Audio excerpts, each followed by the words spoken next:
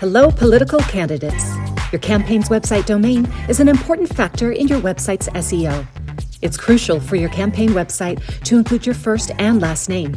It gives AI models like ChatGPT an authoritative source of truth to pull from, helping to prevent the AI from hallucinating or picking up outdated information from third-party blogs or partisan attacks.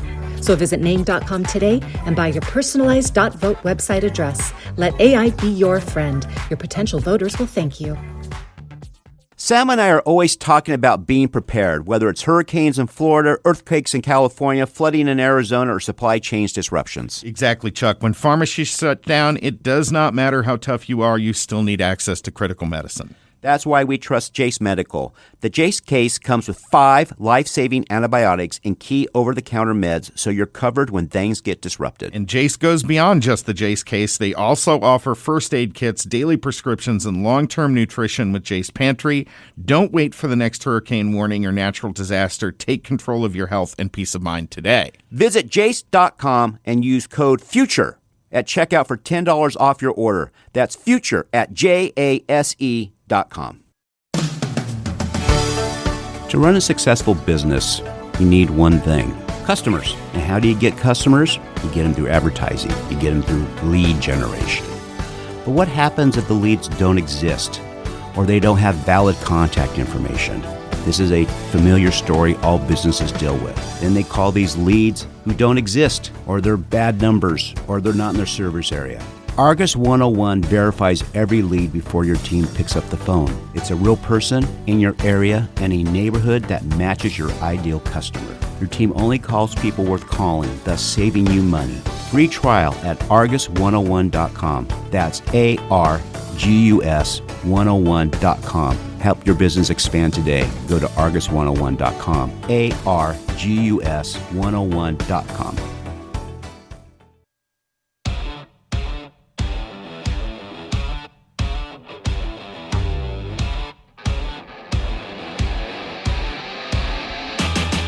Welcome to Breaking Battlegrounds with your host, Chuck Warren. I'm Sam Stone. Before we get started here, folks, help us grow Breaking Battlegrounds by leaving a 5-star review wherever you listen to your podcast. You can find the show on Apple Podcasts, Spotify, YouTube, wherever you get your favorite content. For more clips and updates, follow Breaking Battlegrounds on social media. Also, because I feel like, Chuck, we come to this with a pretty unique perspective. I think between the two of us, we have almost...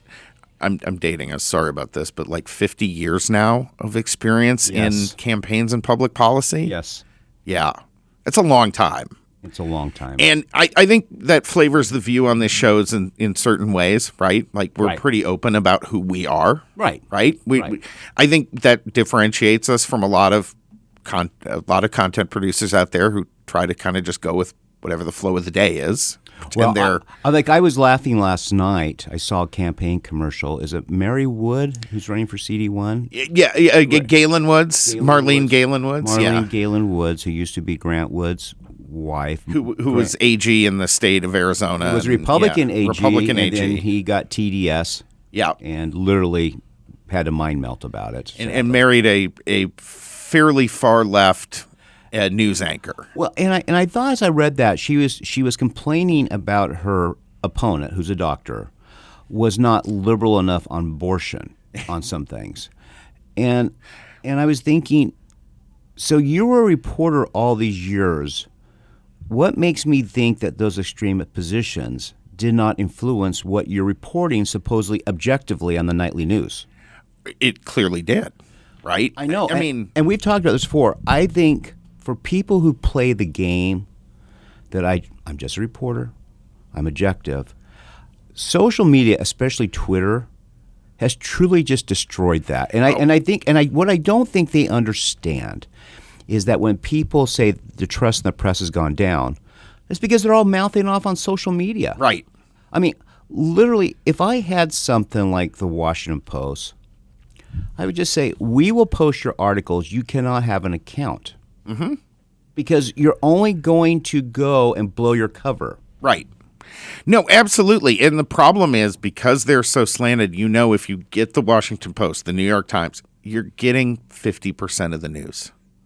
Yeah, absolutely. 50, 60% at best. They're just not even reporting the things that they don't want you to hear. Like, one of the things we wanted to talk about in this segment was the controversy in Major League Baseball with their Pride Night. Exactly. I haven't seen the reporting, but do you think there was much coverage of that, like thoughtful coverage of that on any major network? No.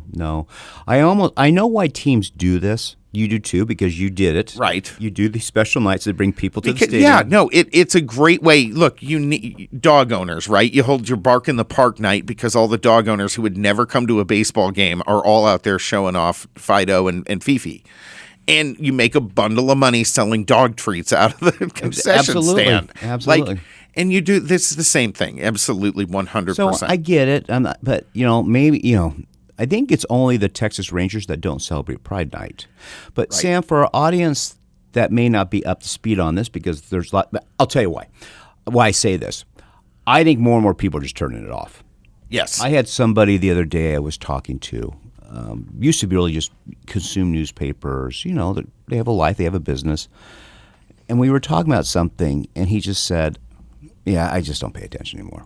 It's just not worth it, which I understand. But it's also very dangerous for society when people are not informed. But the problem is they don't feel what they are getting is informed. So explain to our audience, given the background of this Pride Night and the, I'm using air quotes, the scandal regarding the San Francisco Giants. Well, I want to come back to your friend after this. But yeah, so you had a couple of players on the San Francisco Giants and the Oakland team, right? Right. Who the teams held a Pride Night event. Now, Major League Baseball teams have had a policy of doing all these Pride Nights, right? Whatever. But they've also had a policy that told the players you don't have to wear the special cap or special uniform. If you want to wear your normal cap or uniform, you can.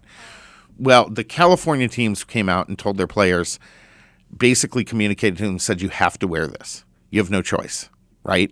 And you have all these people who legitimately are very, whether they're religious or they don't want to be part of this.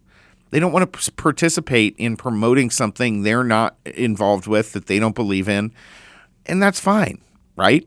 As it should be in America. Right. I do not hear the left. Granted, we all remember the story of the Colorado baker that they went after for not baking a rainbow cake, but you never hear them going after Muslim bakers for not baking rainbow cakes, right? Never. This is obviously really selective outrage on the left. Well, so these guys wrote biblical references on their hats. Right. And in doing so, they torqued their teams off. It became this huge controversy throughout California. The rest of the nation is kind of just yawning at the thing. But what I thought was most interesting was the MLB commissioner coming out afterwards and saying, yeah, the California teams miscommunicated with their players, and they should have told them that they can wear whatever they want. They can wear their normal uniform. And also, because MLB had gotten its toe in the crack on this one over having sent a letter to the players saying you can't modify your uniforms by writing those passages on them, right? Mm-hmm. Okay, that is a standing policy.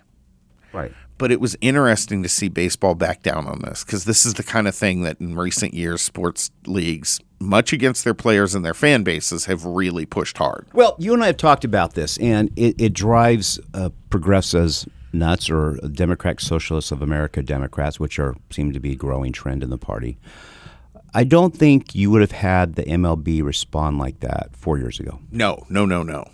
And I think people have just pushed back, and they just don't care. You can't counsel people like that anymore. Right. It's like, we're just not doing it.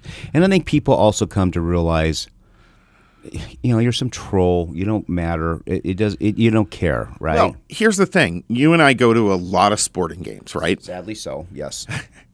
Sadly? That's like one of the best parts of my life. I don't know. I mean, But they're expensive, but nonetheless. They are expensive, but it's something you and I enjoy quite a bit. Right. And we have friends who are gay, right? You meet and talk to people in the stands. I would bet that, a pretty representative portion of most baseball audiences, basketball audiences, football audiences are gay. None of them give a crap about this stuff. No. They don't need this to come to the ballpark. No. They're coming to watch a ball game. That's the average fan. And then you hold a Pride Night like this, and you bring out some people who just want to come out and wear their rainbow flags and do their things and pay their money, and fine. But this whole controversy and the way they put players underneath the gun on this thing is just just start putting a thumb on it. Yeah. I mean, if you're going to do that on Pride Night, then logic would dictate for the other 162 nights a year that players have games, right, that they should do it. So Catholic night, do they not eat fish on Friday? If you're LDS, everybody needs to wear a white shirt and a name tag like they're going on a mission. I mean, what is this, right? So you got to just say, look, we're recognizing you, Chuck. but not everybody here needs to Chuck, do it. how? And then I got to ask, how have the Salt Lake Bees not done this? They may have. Who knows? They've been around so long. Like missionary night, where the players are wearing the name tags and the white shirts. Come on, they may have. You may need to suggest that to somebody. We may have to have Bo do that in the office for the girls. We got a little Love Island going on in our office apparently. It is, yeah. But anyway, so let's talk. But part of this too, I want to talk about the elections in New York, and they elected 3 people who beat incumbents. Yep. Democrat Socialists of America candidates, really. With very low turnout. That's one thing that's right. not been So I want to talk about the touched turnout on here for a minute. And if that's what I wanted to bring this to. So they had on this, just folks so you know, turnout rates for voters younger than 34 were less than half what they were in 2025. Right. Okay. In New York's 7th congressional district, which spans parts of Brooklyn and Queens, younger voters carried Mamdani-backed union organizer Claire Valdez to victory. 18% of voters in the district between the ages of 25 and 34 cast their vote. 18%. By contrast, turnout rates for voters over the age of 45 were under 14%. Mm-hmm. I mean, if you go through all these numbers, these turnout numbers were atrocious. So, Mike Johnson yesterday, Speaker Mike Johnson just said, look, there's a real trend coming here, but they don't have the numbers. You got to get out and vote. Right. Well, so there's something else that happened here, and I've talked to a lot of people around this, right? So these DSA members have enough people sewn through the various union systems in New York and California that they are preventing them from doing their normal turnout operations and instead running their DSA-backed turnout ops, right? Right. So what they have done is actually subvert the long-term Democrat-backed establishment machine system and essentially just canceled it. Yes. Right? Yes. And so they're not turning out the numbers they would have turned out. And the DSA is. They're turning out, they're very targeted. Look, the DSA, they can talk about poor people all they want, but there are basically no poor people in the DSA who aren't paid to be members of the DSA because the entire membership is between the ages of 18 and 34. They're college educated, they're affluent, they're rich kids. These are kids of privilege. These are silver spoon kids. And they're just rebelling against mommy and daddy. I mean, that's what this is, and it's gross. For a big example, in New York's 10th congressional district, which spans lower Manhattan and much of the brownstone Brooklyn, older voters have had always higher turnout, okay? This election last week in New York's 10th congressional district, voters between the ages of 65 and 74 had a 25% turnout. They represented just 11,000 votes compared to 16,000 votes of 25 to 34-year-olds. That's nuts. I mean, they just let a bunch of communists walk into Congress. Well, and this is the thing you and I have talked about for a long time. Which, by the way, is a godsend for the Republican Party. Seems like the apple dumpling game right now. No, absolutely. I mean, so a lot of polling right now is showing Republicans are really, really underwater with the American electorate. Thank God Democrats are further down in the abyss. Well, and these people will sink them further. There will be a media firm that the Trump folks award who's going to make a fortune pushing this communism, socialism movement message. Communism, socialism, Islamism. Yes. It's a really nasty combination. And I want to talk about that in the next segment. I am baffled. For example, we talked about before. This Friday, tonight, you have Iran playing Egypt, and it's Pride Night in Seattle. And Iran has gone out and said, do not do that, or asked not to have this happen while they're doing this night. Where are all my blue hair, pink hair, liberal white friends protesting this? Why have they decided? I've decided the only reason they have we can discuss this further, the only reason they want to go and team up with them is they really want to destroy America. 100%. That is exactly the only purpose of this. There's no They're reason. tearing down this country and handing it to some of the craziest, most evil humans on the planet. Agree. It's nuts. Folks, Breaking Battlegrounds coming back in 1 moment.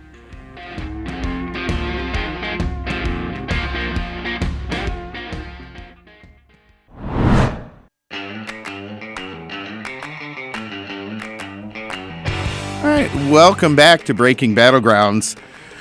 We were talking about Pride Night in Seattle for the Iran. Here's the thing, folks.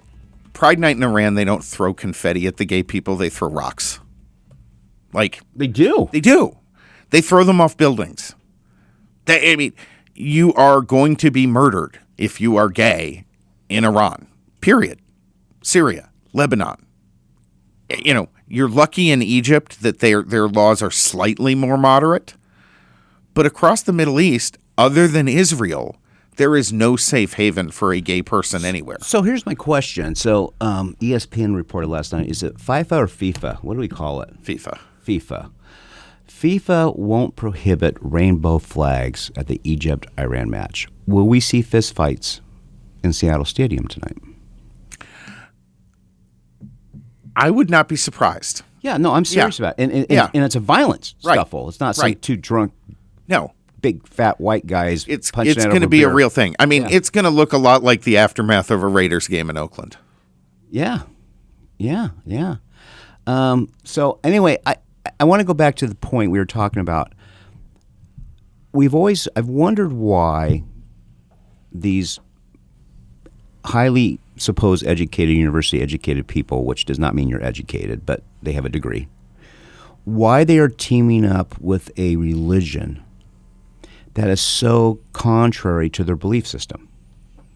I don't understand. And I think, as you said, as I spouted off and you agreed, I think it's because, they want to destroy America and they want to destroy America. And they hate this country. They hate the West. They have been trained to hate it. They hate it enough that they're hypocritical enough that they're willing to throw their LGBT plus friends under the bus to support these horrific people. And again, folks, this doesn't mean all Muslims are horrific. There's a majority of them who are wonderful human beings. They're great neighbors and great business owners. But there's 15 to 20% that want to burn the whole thing down. Yeah, so this is where I kind of align. And look, you know, like our good friend Sheikh Kateri, there are a lot of Muslims who are, as you say, wonderful people. But I kind of, in this area, agree with Brigitte Gabriel, who says, yeah, but they're irrelevant because they won't do anything about the extremists. No, that's exactly right. And so, yeah, you may be 80%. But if your 80% is not willing to tell the 20% that want to kill people for instance, that believe it is okay to stone a woman to death for being raped, if you're not willing to fight back against those people, you are irrelevant. Well, let's look at this, for example. I just Googled this. When asked global opinions on Sharia law, when asked globally, should Sharia law be the official legal code? Okay. 60-something%? In the Middle East and North Africa, 74%. Yep. So where are the immigrants coming from to Europe? Middle East and Africa. Okay. South Asia, 84%. Southeast Asia, 77%. Sub-Saharan Africa, 64%. Again, where are those folks getting immigrating to? They're coming here in Europe. Yep. Central Asia and Eastern and Southern Europe, lower support, 12%. You know, that's Albanians. You know, that's more of the mellow sphere. But yeah, that actually might be the old Eastern European pocket of Islam might be the only pocket in the world that really is almost entirely free of the radicalism. Yeah, and they may be. Yeah, I mean, they're the model to me of what Islam can and should be. Matter of fact, what's funny? I'm reading this right now, so I'm doing an AI. Okay. They have it under moderate support. Okay. Moderate. What would you of a scale of 1 to 100%? What would you give a number for being moderate? Moderate support for Sharia law. 35%, 40%. They list moderate support found in places like Egypt, 74%, Indonesia, 64%, and Tunisia, 56%. Oh God. Low support in Turkey, 12%. That's not surprising since they've been a member of NATO Right. in the West for so long, right? Anyway, so what you have is a group of hypocrites that want to defend and back and support a ideology, a theology that wants to destroy America and Western Europe. We always say it's just America, and they're doing it. It's And they're Western doing culture. They are doing it, and it. they are doing it in Western Europe. For sure. No, absolutely. Look, I truly believe. I mean, the interesting thing, and it's sort of been wonderful, and to me, in a sense, sort of sad. All the Europeans, particularly the Scots and the Brits, who have been coming over here and really enjoying themselves for the World Cup, and seeing the difference between the country that their politicians have been creating recently and what we still have here. The problem is, I don't know that they're going to go back and have any success in pushing back on it, or even really try. No. Right? No. And so much of this, people love him, but so much of this, I now consider Barack Obama perhaps the worst president in U.S. history, because to get reelected after his first term proved unpopular, he went out and turned the forces of racism loose. He deliberately divided the country, his non-white coalition, to build, and he unleashed the forces of DEI and CRT from the back rooms of colleges where they should have stayed, and made them powerful throughout society. And the result is this racist. We have less racism than we have ever had across the entire West, and certainly here in the United States, far less than we have ever had before at any time in history. And yet we have this narrative that this is the driving force in our culture, and it all stems back to that SOB's reelection campaign. Well, it was funny. I saw a news clip this morning, and they asked people attending the library opening what was his major accomplishment. Now the news clip probably only put those who didn't, but they had no clue. There's nothing. No. Matter of fact, I'll tell you one of the, we were talking about the Trump factor about MLB. Yep. You have not seen that 4 or 5 years ago. So remember, at the beginning of the second term, Trump had a suspension of entry for citizens from 20 countries and partial visa from 19 others. I have not heard anybody push back on that. No. I mean, and remember 16 when he did it, it was called a Muslim ban. I've not heard anything. Right. No, I haven't heard a word about it. I mean, you got Congo, you got Burma, you got Chad, you got Afghanistan, you got South Sudan, Syria, Yemen. I have not heard heard pipe about it. I'm sure there's some lawsuits, and if I went to New York, I'd probably hear a little bit about it. Right. But I remember that was a talk. He's all for banning Muslims, and now people are like, and again, I don't think you have that unless you had Elon Musk buy Twitter, which is now X, where people showed what they were actually doing. Matter of fact, did you know Denmark yesterday banned prayers? Yep. Public prayers. Blocking roads and everything. Right. Yeah. Which they should. Which you can go do in your synagogue or your Muslim. What do they call Muslim? Mosque. The mosque. You can do in your mosque anytime. Yeah. No, absolutely. There is absolutely no reason. It is a demonstration of dominance, of an assertion of dominance when they do the prayers in the streets. That's what they're doing. Absolutely. Pure and simple. And until that religion reforms, and I'll say this all day long, I don't care what anyone calls me, until that religion reforms, it has no place in the modern world. It needs to undergo the same type of reformation Christianity underwent when it actually understands that a lot of the concepts are evil and they need to be excised, period. Yeah. Well, all right. Folks, stay tuned. We're gonna have Bee's Corner coming up here in the broadcast segment. You are not going to want to miss that. And before you go, please leave Breaking Battlegrounds a 5-star review wherever you get your podcasts, especially if you enjoyed today's conversation. We don't usually just do these conversations with Chuck and I, and we're moving Bee's Corner up. We wanted to have a little bit more time with you, our listeners, today. So we're doing that, but stay tuned. We've got some good guests still coming up here. Breaking Battlegrounds coming right back.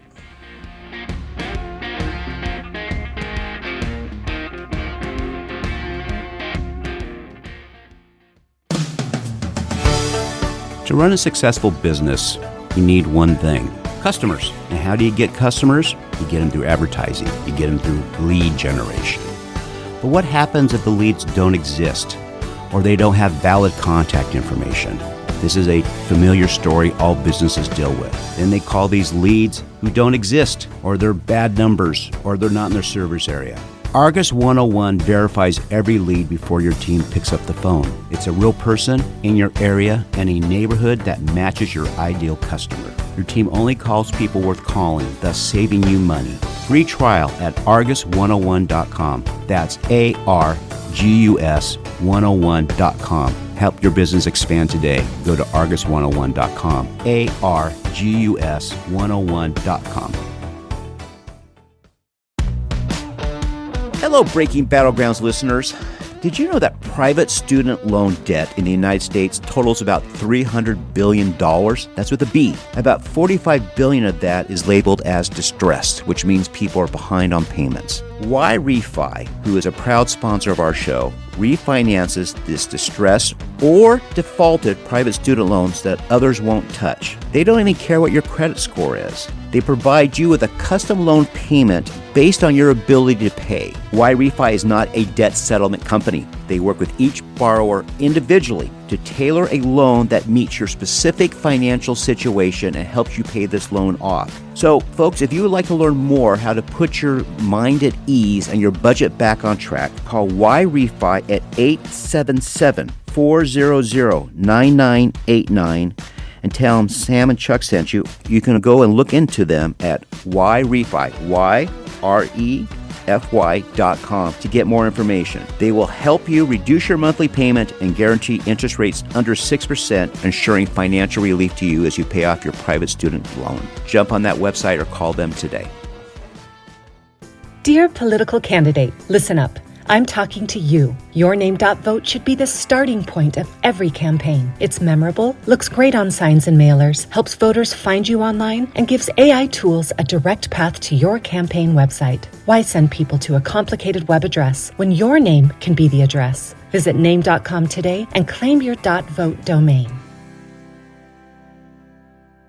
Sam and I are always talking about being prepared, whether it's hurricanes in Florida, earthquakes in California, flooding in Arizona, or supply chain disruptions. Exactly, Chuck. When pharmacies shut down, it does not matter how tough you are, you still need access to critical medicine. That's why we trust Jace Medical. The Jace case comes with 5 life-saving antibiotics and key over-the-counter meds, so you're covered when things get disrupted. And Jace goes beyond just the Jace case. They also offer first aid kits, daily prescriptions, and long-term nutrition with Jace Pantry.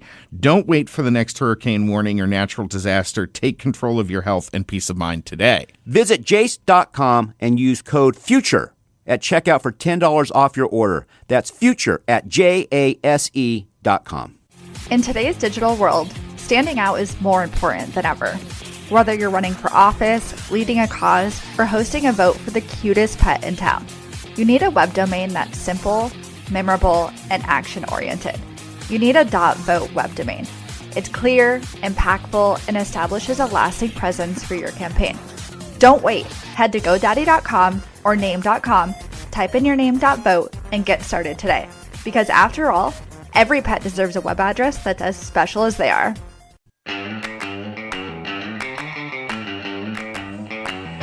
All right, welcome back to Breaking Battlegrounds. Before we continue on today, got to pay the bills.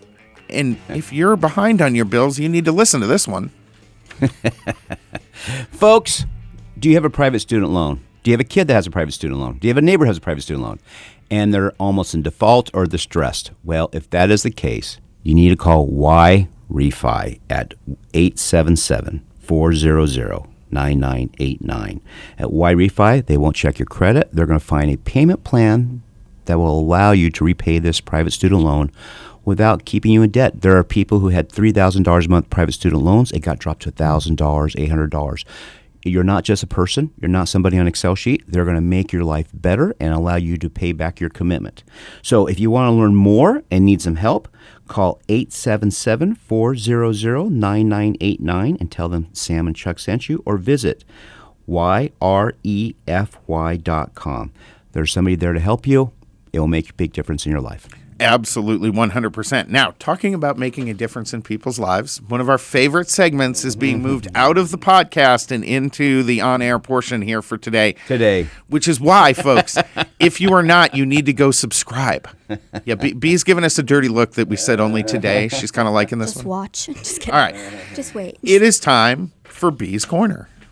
Murder, mystery, secrets untold. The truth gets set free when B gets a hold. Crimes where killers roam all free, or even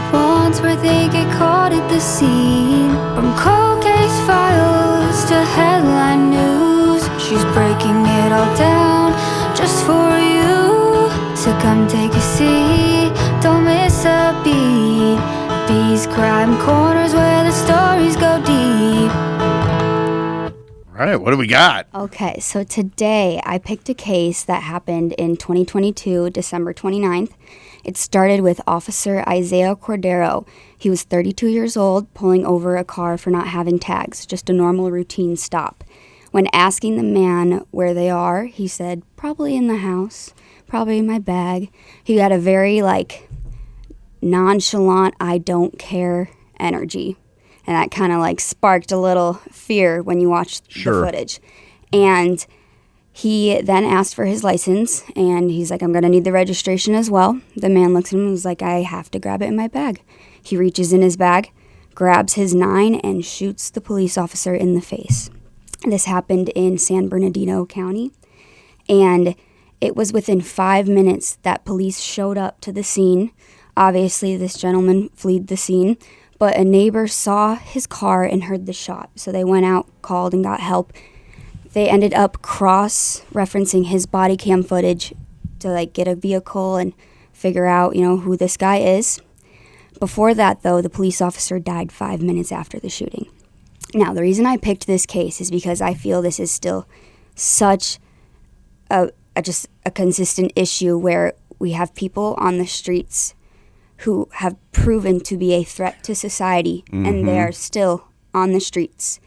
So this actually, I recommend watching this video. This gentleman, his name was William McKay.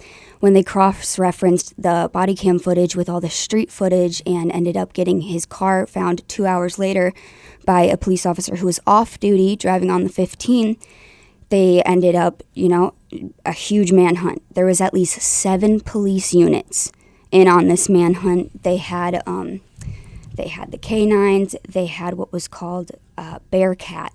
And it was this huge military-grade vehicle, and they were chasing him through this freeway, trying to get him for at least 2 hours almost. And once they finally got him, after laying down spikes, having to literally break through California traffic, you see at least 70 cops, lights on behind him. It's incredible. It's crazy. All going after this guy who killed one of their brothers, 7 units. And helicopters, everybody from different counties, they're now pulling up information during this search, too, about how he had previous, issues, and he recently had stabbed a police dog. Yeah, so... Why was he out? That's the biggest part. What year did this happen? 2022. So, once he got underneath the bridge, this is after he had 3 tires blown out, and he still kept going. He started firing 3 shots at the police officers before he crashed under the bridge, and then all the police officers grouped around him and fired at least 73 rounds, which he ended up, being deceased, but it only took 23 seconds of them firing, and he was done. They searched his car. He had a dagger in his pocket. He had the 9 that killed the officer. He had powdery white substance that they didn't name what it was. He had a membership to a white supremacist gang. He was part of a biker gang in California. Now, his rap sheet is the size of a CVS grocery receipt. And it began in 1999. He was guilty for assault with a firearm. He went to prison, and then he went to prison again. And he got out because he posted bail and only had to post a percentage of it. Letting criminals out early is one of the most dangerous things, and the judges doing that really need to be held accountable. What was the stat this week that 1% commits 67% of the violent crimes? It's insane. 1%. Insane. Folks, Breaking Battlegrounds back in 1 moment.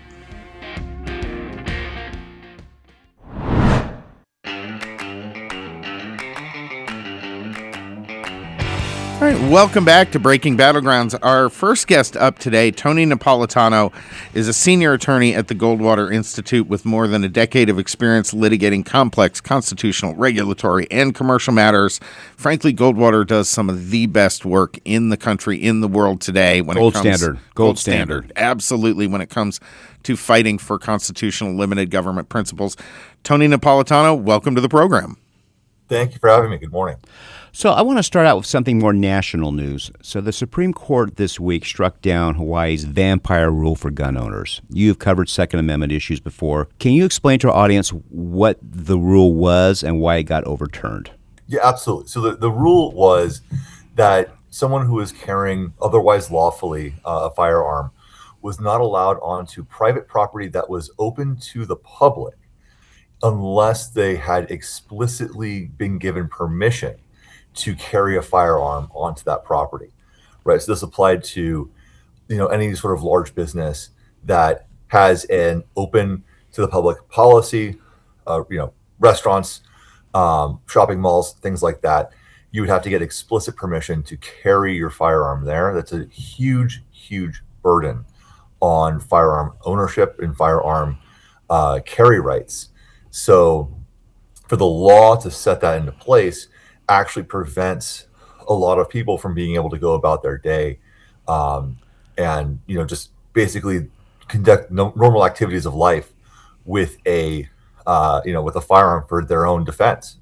So what caused the court to strike it down is recognizing that burden, and ultimately the court requires that the state find a specific instance of the law from the founding to show that was a common firearm regulation at the time, and it simply was not. There was no analog. Tony, correct me if I'm wrong, but I mean, this is, I assume, Hawaii and everywhere else. A private property owner has the right to, for instance, put up a sign and say no firearms on this premises, right? Absolutely. That is your right as a property owner. Absolutely. So what was the state trying to accomplish here? Whose interests were they protecting if all the people who own these properties have the right to put up a sign and say no firearms on my property? Now, obviously, I'm not a legislator in Hawaii. But what were they saying? But I have to imagine that what is going on here is they wanted to make firearm ownership and the exercise of your carry rights so onerous that essentially they could sweep up anybody. Right? As a property owner, if you have a sign out or you ask someone to leave because they're carrying a firearm, that is absolutely your prerogative. You have private property rights. But for the state to come in and then dictate the way that you exercise that prerogative really limits, number one, the way that we can exercise our property rights and makes that onerous. But I think more importantly, makes it very, very hard for people to just come into a normal place of business and have that firearm on them to protect themselves, which means that you might, as a gun owner, a lawful firearm carrier, choose not to do that because you know it's going to be so hard to go about your day without potentially breaking the law and ultimately running into a legal problem for yourself, right? That's the other thing, is the enforcement of this. If you are a private property owner, someone comes onto your property for any reason, you can ask them to leave. That is your private property. However, if they, if they come on and the state now says that they violated the law, before you even ask them to leave, they can arrest that person. The state can arrest that person, and they, can have criminal charges brought against them. I really think that this was just trying to make it very, very hard for people to get choice to. Well, one question, then a comment, and then we're going to go to the next topic here. A church is a church considered private property or public space? It would be private property that is open to the public. Okay, that's squarely within, I believe, what the law was targeting. Sam, your comment makes me think, because of how ignorant most of the public is on public policy now, that people don't realize they probably think this applies to anything, including their home. Right. And gun rights supporters Second Amendment supporters should definitely make the case as, look, if you don't want somebody coming to your house with a gun, you're absolutely legally in your rights to say no one brings a gun into my house. I don't think people understand that. No. And they would probably be in their rights. They'd probably be smart PR-wise to start pushing this. Well, yeah, no, they absolutely would. I think the right would do very well to start clarifying a lot of these type of things. I mean, they'll take it as a one-size-fits-all. Well, because we were talking at the start of the program about these low turnout elections we're getting across the country. Who's turning out for those? Frankly, people who don't know much. Yeah, quite frankly. I mean, and that's scary. All right, let's talk about Goldwater is suing. Well, go ahead. I'm sorry just to cut in real quick, but let me tell you that law in Hawaii specifically targeted private property open to the public, so it didn't even apply to your house. Oh, wow. Yep. Okay. Wow. Interesting. Okay. So Goldwater is suing to stop Phoenix from doing this land giveaway. Yes. Give our audience a background on it. Tell them why it's important that you guys are suing on it, and let's go for it here. Absolutely. So, City of Phoenix has a piece of land that it owns. It acquired roughly 20 years ago in the Roosevelt Row area, just a few hundred feet off of Roosevelt, Which is a very expensive district in Phoenix. Yes, It's a booming area. Yeah, it's a booming area. Absolutely. Right. And it is, as you know, as the city admits, walking distance to numerous major attractions and other things that people love to do in downtown Phoenix. So for folks who aren't here, I mean, if you think about Phoenix is one of the largest cities, basically the size of Rhode Island in terms of geography. This is one of basically two places in that entire geography that are the most attractive for builders. Yeah.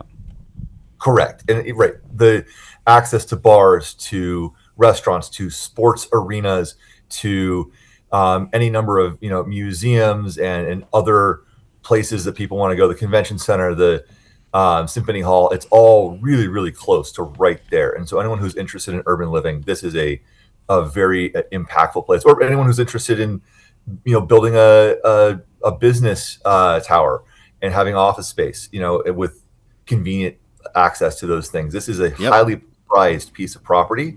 And in 2023, this property was appraised for $4.8 million. Now, obviously, that's a few years old now. Things could have changed. It possibly could be worth even more now. But just taking that $4.8 million.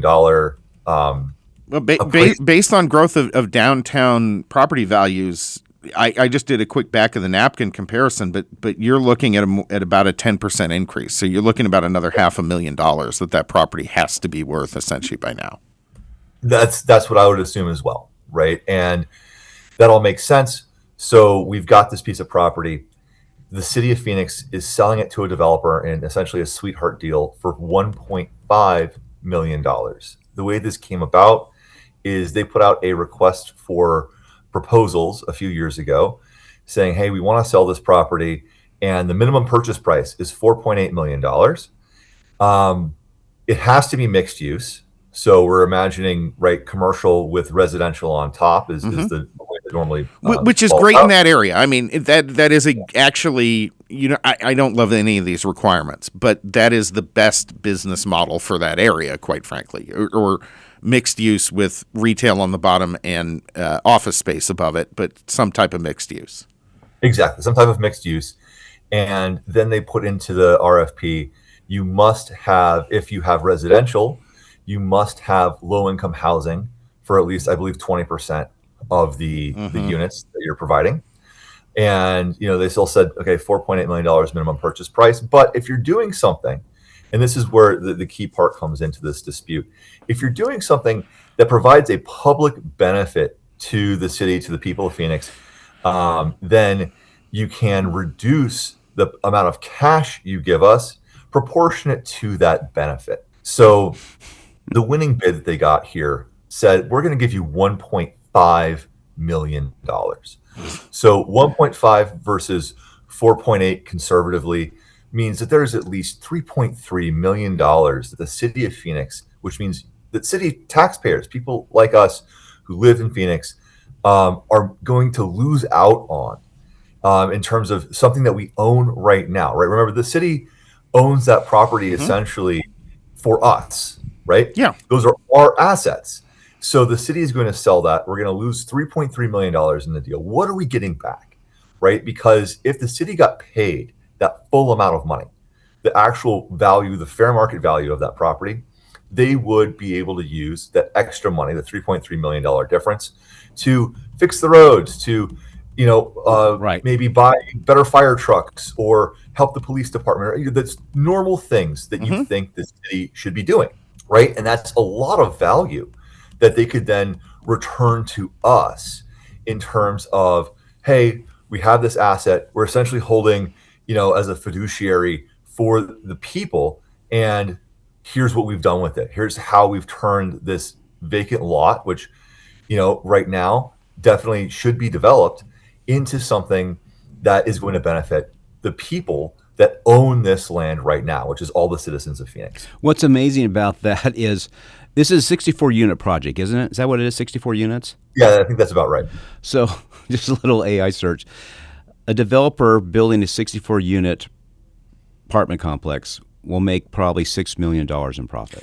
Actually, guys, it's worse. So, as a lot of people know, I was chief of staff to one of the Phoenix City Council members, Sal DeCiccio, for about 5 years.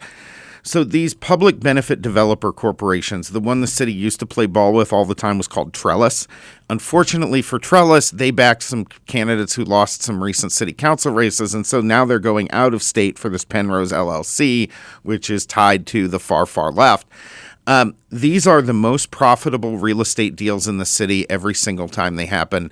I know this because they actually tried when it was Trellis to get Sal involved in it and told him he would make a guaranteed 30% return on his investment. They promised that. Now, understanding the average developer shoots for a 7 to 10% return on their investment in most of these properties.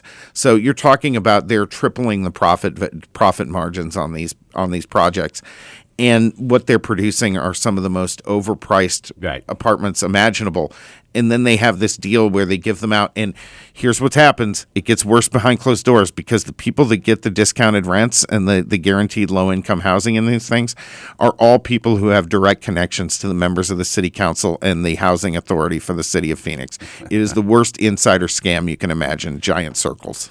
Well, we won't put Tony on record with that, but Tony, no, but I said it. Tony, I said it because I was there. So, Tony, we have 2 minutes left here. So, what is the process Goldwater does now? Give us a timeline. What's going on with it? Okay, so here's what we're doing. We brought our complaint. The motion to dismiss that the city has told us they'll be filing, basically on half of our claims, but they're not going to move to dismiss the other half. Is coming today. So we'll be fighting that. And so what I know for that so far is that they're challenging the piece specifically about affordable housing. And by the way, this is one of the big questions here is, right, what's the city getting back? And Penrose LLC has said, well, what you're getting back is affordable housing. Okay, well, Goldwater, number one, disputes that affordable housing is necessarily a direct public benefit. As you've laid out, there could be numerous problems with what that actually means and who gets it. Is it actually benefiting the public? But even if it were, you have to assign a value. And the value that Penrose has put on this is actually tied to their own expected revenue, their net revenue over 15 years. Mm-hmm. So they basically are saying our business profits are the value that the public gets, which is ridiculous. Especially since it's not an in-state corporation, but Correct. So you're right. So I think they will be making a subsidiary, but basically they're going to file this motion to dismiss, saying, you know what, the affordable housing piece that's actually a separate law that's violated in addition to the Constitution, that needs to be thrown out because I think they want to separate those issues. We'll obviously fight that. Generally, it's going to take a couple months in the court to get to a ruling on that. And then from there, we're really off to the races with the full merits of this case. Tony, thank you so much. Folks, go to goldwater.org to follow all the work they are doing there. Or is it goldwaterinstitute.org, Tony? Goldwater Institute. Goldwaterinstitute.org. Go there, check them out. They're doing great work. And make sure you're checking out Breaking Battlegrounds. If you're not, download the podcast. You're not going to want to miss our next guest. We'll be back on the air next week. Sam and I are always talking about being prepared, whether it's hurricanes in Florida, earthquakes in California, flooding in Arizona, or supply chain disruptions. Exactly, Chuck. When pharmacies shut down, it does not matter how tough you are, you still need access to critical medicine. That's why we trust Jace Medical. The Jace case comes with 5 life-saving antibiotics and key over-the-counter meds, so you're covered when things get disrupted. And Jace goes beyond just the Jace case. They also offer first aid kits, daily prescriptions, and long-term nutrition with Jace Pantry. Don't wait for the next hurricane warning or natural disaster. Take control of your health and peace of mind today. Visit jace.com and use code FUTURE at checkout for $10 off your order. That's FUTURE at JASE.com. Dear political candidate, listen up. I'm talking to you. Having an exact match domain like yourname.vote isn't a luxury, it's campaign basics. It's easy to print on yard signs and mailers, easy for voters to remember, helps people find you directly, and gives AI tools like ChatGPT a clear source for campaign information. So why settle for a long patchwork website address when you can own your actual name with a .vote domain? Visit name.com today and claim your personalized .vote website address. Hello, Breaking Battlegrounds listeners. Did you know that private student loan debt in the United States totals about $300 billion? That's with a B. About $45 billion of that is labeled as distressed, which means people are behind on payments. Why Refi, who is a proud sponsor of our show, refinances this distressed or defaulted private student loans that others won't touch. They don't even care what your credit score is. They provide you with a custom loan payment based on your ability to pay. Why Refi is not a debt settlement company. They work with each borrower individually to tailor a loan that meets your specific financial situation and helps you pay this loan off. So, folks, if you would like to learn more how to put your mind at ease and your budget back on track, call Why Refi at 877-400-9989 and tell them Sam and Chuck sent you. You can go and look into them at YREFI, YREFY.com to get more information. They will help you reduce your monthly payment and guarantee interest rates under 6%, ensuring financial relief to you as you pay off your private student loan. Jump on that website or call them today.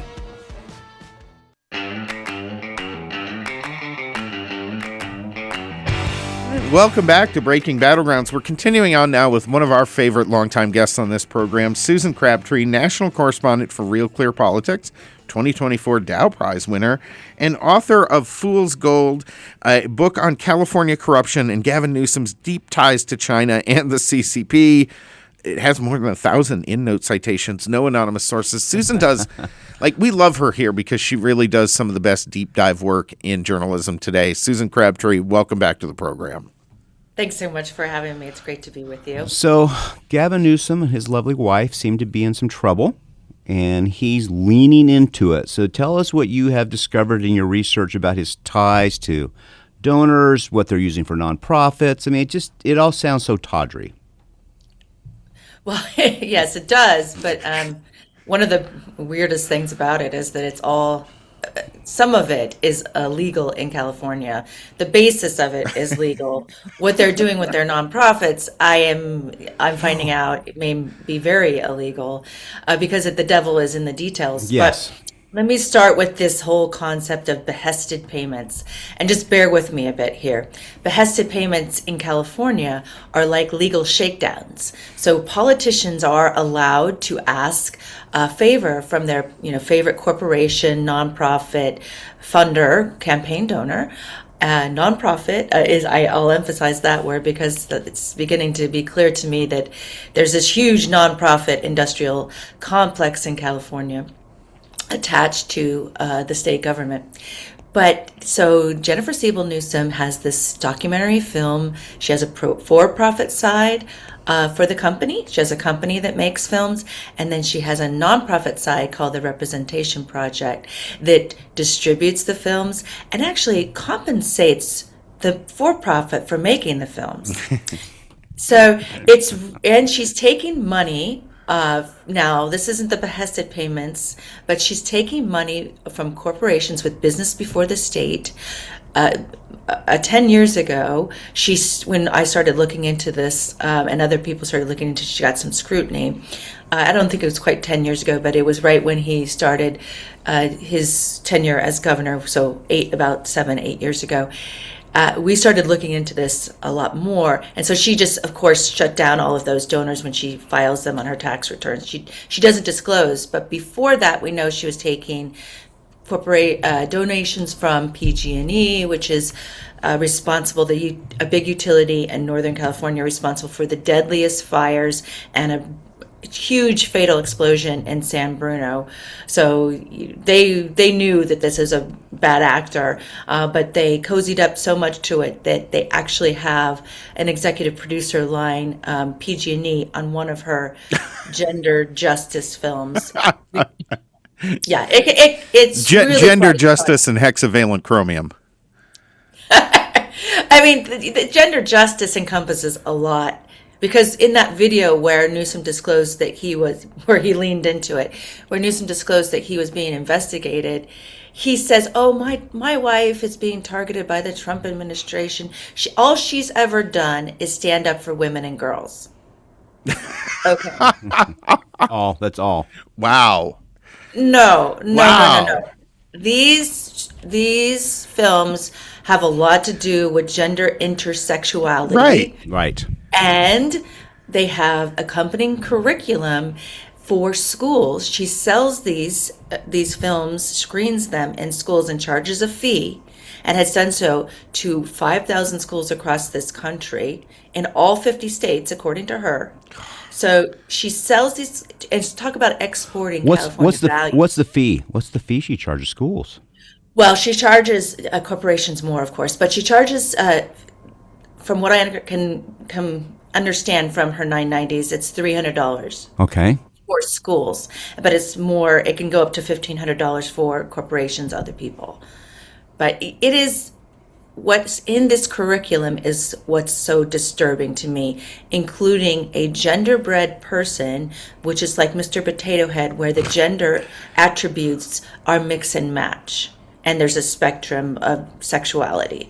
So this is what she's pushing on children across the country, not only in California, but we did find, and other reporters have pointed out at the California Post, great reporting there too, is that she through an Open Records Act, that her Department of Education in Governor Gavin Newsom's Department of Education recommended this as part of their I want to say LGBTQ plus, but it's diversity requirements in public schools. So as part of that, they're saying you recommending this film, but when it comes from the governor-run Department of Education, it's more than a recommendation. It's pressure. Well, it's pressure, and then you're making it very clear to all these school administrators that they can buddy up to the governor and his wife, and how's that going to work out come contract negotiation time, obviously. Right. Well, the teachers unions are clearly behind Gavin Newsom, so it's all in the family, basically. This is fine with the teachers, most of the teachers in California. Of course, there's a lot of independent minds. I would actually say it's fine with administrators. Right. But she's actually taking a profit from her for-profit side to the tune of $3.7 million over the last 15 years. So this is actually a moneymaker for her as well. Yeah, and so the Newsoms have really learned to play the game. I mean, that's long story short. It's sort of the old Dirty Harry line, I think, in Sudden Impact, where he tells the criminal says, if you're going to play the game, love, you better know the rules. No. And it seems like Newsom has helped make the rules that they have benefited from them. For example, these corporations and donors are not paying for his trip overseas for these conferences of the goodness of their heart, or that they think he has anything to really do to make the world a better place overseas. So, what is the Department of Justice? What do you think? What are they looking for? What are they putting their microscope on? Well, we know that it's Jennifer Siebel Newsom's taxes. That's been widely reported, and other financial arrangements. So I'm taking a look at the curriculum, and there's some disturbing elements that I'll have in a California Post piece that's coming out this weekend. But I'm looking at the tax-exempt status. Are there violations? Are they getting too political? Are they getting overtly political? In the films themselves, because Gavin Newsom appears 5 times in 2 of these films. So, and is it an improper? Are they getting improper benefits from it? Because nonprofits are supposed to be for the public good, right? And I'm not naive, but there's a lot of things you can do with a nonprofit, but there's certain lines you cannot cross. And if you're the governor's wife and you throw the governor in there, what benefit are you accruing from that? Do Democrats acknowledge that there are lines you can't cross anymore? Because looking around the landscape coast to coast, and the activities of all these nonprofits and NGOs, it doesn't appear that there is much of a line left anymore. Well, in California, I was really taken aback, even after covering this in my book. We provide the roadmap for Gavin Newsom's corruption in our book, Fool's Gold. But I was even taken aback 2 months ago when I did a story on the $1 billion of our taxpayer dollars in California that have gone to nonprofits that specifically provide illegal immigrant services, including preventing criminals from being deported. I'm not kidding you. No. And serious criminals. Now, the state legislature last year said, okay, we're going to put a stop to that. But who's looking? That's the problem in California. What's the oversight? Because these nonprofits were definitely engaged in that activity beforehand, and they're still engaged at the county level. I found that 65 serious felons, including rapists, murderers, drug traffickers, in San Diego County are being protected by the public defender's office from being deported through the use, they're leaning on these nonprofits with our taxpayer dollars. It's just unbelievable. I'm not for adding to government, but it seems to me states need to start having complete independently, even they can even be voted on, just ombudsman to look at all these type of things, because that's how they got their fraud. No kidding. Stuff. I mean, literally, I think there's just some positions we need to take away from public officials. Like I've often believed, you have 5 regions of the country and with 5 governors, and they pick the postal service master. Right. They just some of these, or IRS. Let's just take the politics out of it so we don't have these accusations. Just something. Sounds like that's something we need for these states, because you said they make these rules, but who looks? I mean, that's why they had billions of Medicare fraud out there, right? No one's looking. And homelessness, too. Oh, yeah. They don't have any rules on Gavin Newsom's signature Home Key project where he converted motels into homeless housing.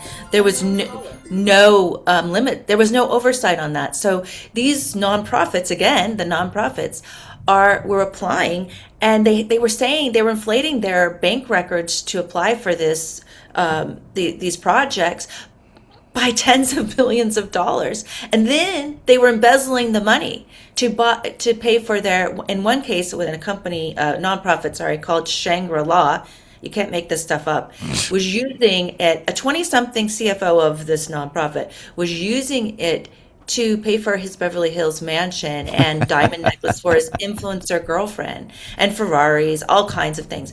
So, this is basic oversight. I talked to different people at Secret Service. That's my other sort of big reporting, where I do a lot of exclusive reporting. And I talked to a Secret Service agent who was retired and went on to serve as they do this financial advisory for big companies and hedge funds. And he said, that's just basic. I mean, if you apply for a car loan, the car company calls the bank sometimes, a lot of the times, and make sure you have the amount of money to pay for the loan before giving you the loan. But they don't do that in California to the tunes of tens of millions of dollars they're giving of our taxpayer monies over for these homeless projects that somehow either don't materialize or costing so much per unit. It's ridiculous. Well, the real question about this 20-something-year-old nonprofit CEO was the diamond lab grown, or was it mined? I mean, I think that's the most important. True. I think that's the most important project. We're going to let you go here, but tell us about the article you come out this weekend in the California Post, and how people find it. By the way, we love the California Post. I hope you enjoy writing for it. I think great I think it's addition to the fantastic. landscape, yeah. And probably Gavin Newsom says a prayer every night to have it burned down, I'm sure, because they've not been kind to him. But where do we find your article this weekend? Yes, this weekend you can find it in the California Post, and also I will tweet it out on my x.com. I'll post it on there. It's at Susan Crabtree. Susan, it's always a pleasure. Keep up the good fight. Thank you so much for having me, and thank you for your interest. Always, Thanks, always. Folks, this is Breaking Battlegrounds. We hope you've enjoyed the show today with our great guest. You can find us on any podcast, and remember, we air on 960 AM, The Patriot. So on behalf of Sam, myself, Brennan, and Jeremy, have a great weekend. Take care.